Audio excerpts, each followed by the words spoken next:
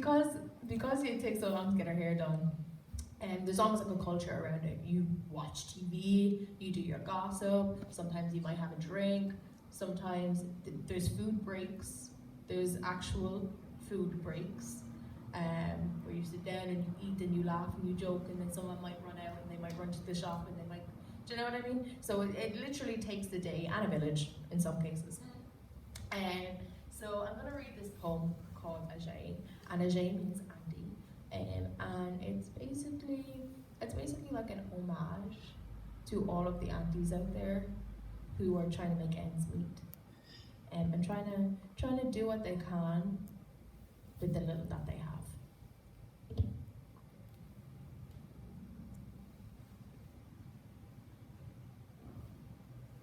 Auntie stretches curls across her palms and examines them like creases of skin.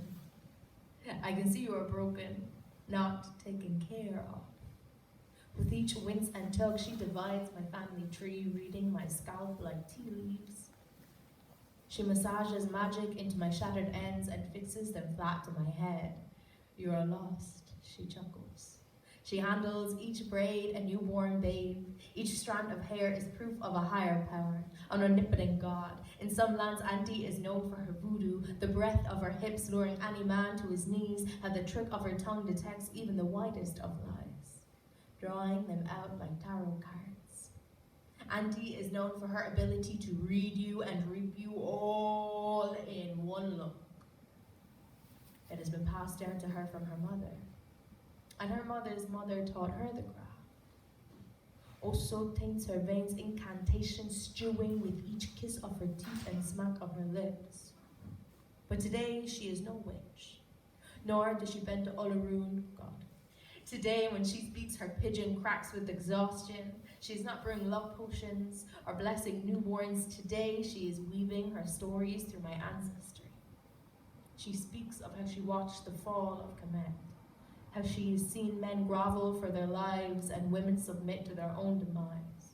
Today, auntie will serve bowls of egusi soup to men that do not belong to her and their company.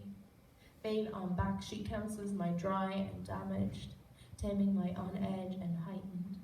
She's a soothsayer, soothing lies on false pretense. She cradles my ego and lulls it to sleep. Auntie is known for her power, for her wisdom and her worrisome, her gifted hands that heal the tired, and her bellied laugh that fills entire churches. Auntie works the night shift at the hospital, distributing small blue pills in small white cups. She deals sprays of deodorant and cola-flavored lollipops to young drunk women in nightclub bathrooms, and sews strands of stress together to frame delicate egos. Today, auntie is doing what she knows best. She is making something out of nothing.